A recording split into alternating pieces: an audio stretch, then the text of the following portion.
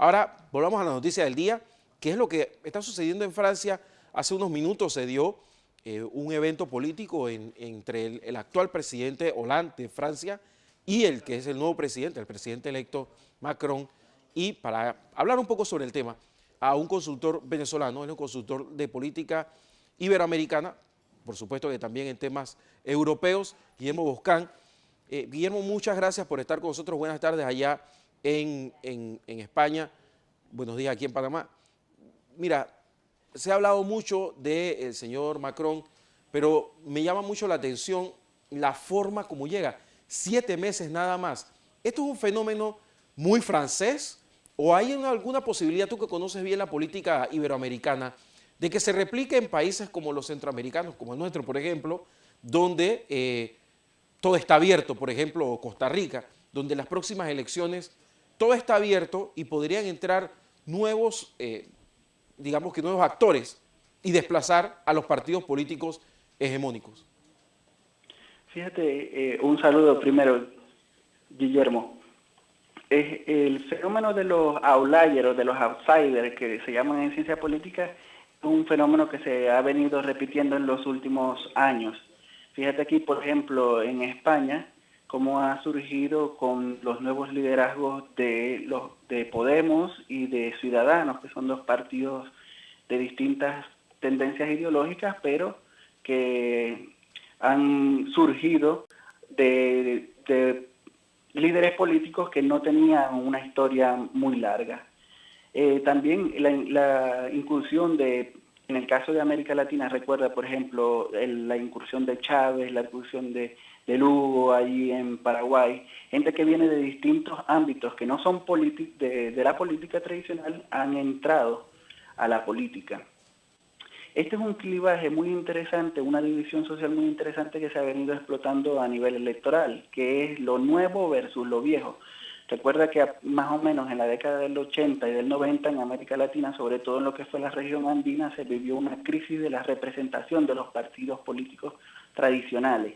Y eso llevó al surgimiento de nuevos liderazgos dentro de los partidos. Esto se está replicando a nivel internacional.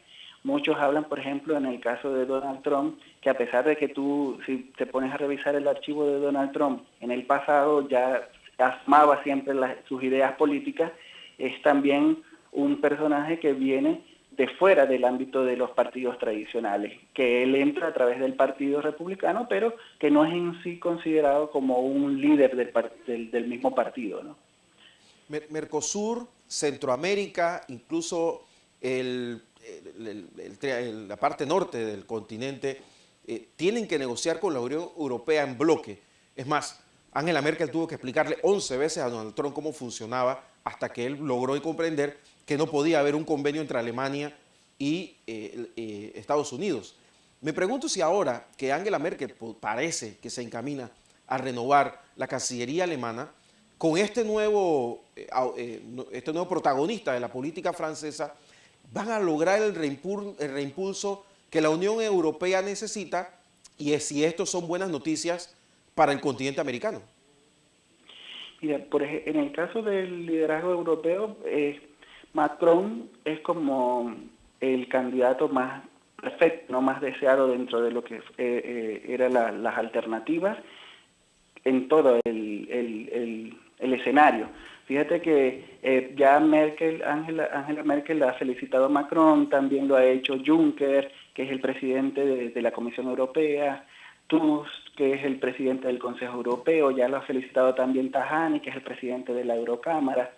Ha habido una reacción de todo lo que es el establishment europeo, que aunque estos forman parte, en el caso de estos tres líderes europeos, forman parte del Partido Conservador, han aplaudido y han mostrado su euforia por el triunfo de Macron. Macron, recordemos que es un ex banquero europeísta, sobre todo eso fue una clave muy importante dentro de las elecciones y de una tendencia liberal.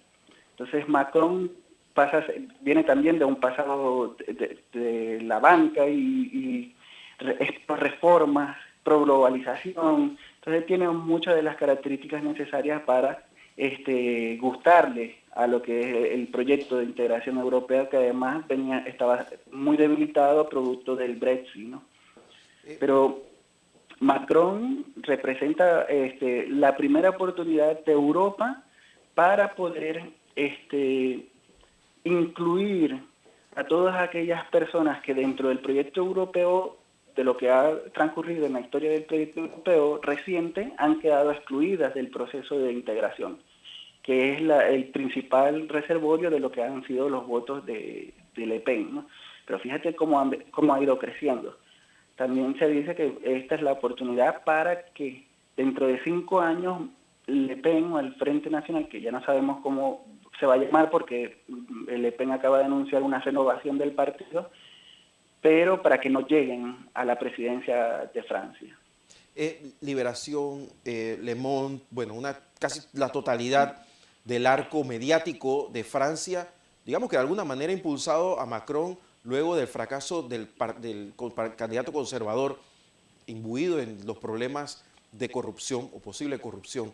¿Esta es una luna de miel que se puede consolidar o sencillamente los medios lo van a dejar a la buena de Dios apenas terminen las elecciones de la Asamblea Nacional de Francia ahora el 11 de junio, si no me equivoco? Claro, este es un primer paso.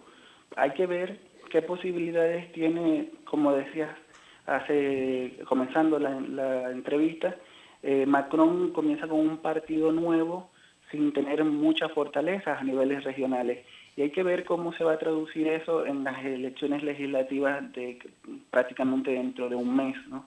Macron ha prometido que la mitad de los candidatos vayan a ser candidatos nuevos, porque fíjate que el clivaje donde él se instala a nivel electoral es entre lo nuevo y lo viejo. Y él ha prometido eso y no se sabe cómo se va a articular. Lo que sí es fundamental para que él pueda sacar adelante todas sus promesas electorales o todo su programa de gobierno es que logre un importante apoyo a nivel de las cámaras, a nivel de la Cámara Legislativa de Diputados. Guillermo, ¿qué pasa? Por ejemplo, tú te das cuenta que Le Pen, a pesar de haber tenido porcentajes importantes, solamente tiene 2 diputados en la Cámara. Y eso que implica que hay una penalización por parte de cómo se distribuyen las circunscripciones electorales en Francia, que podría también perjudicar un poco a los partidos nuevos. Guillermo, en un minuto, estás en España y me gustaría saber si esto podría darle un impulso a Ciudadanos, a este partido que se identifica precisamente con Macron en Francia.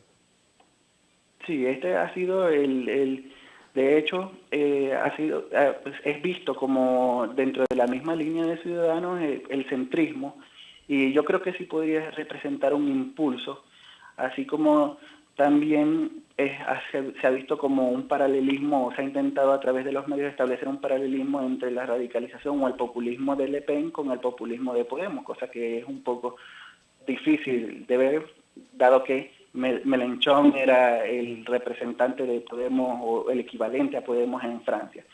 Pero es interesante una cosa, cuando tú analizas, por ejemplo, los votantes de Mélenchon son muy similares a los votantes de Podemos acá, que están en la juventud, dentro de los 18 a los 25 años.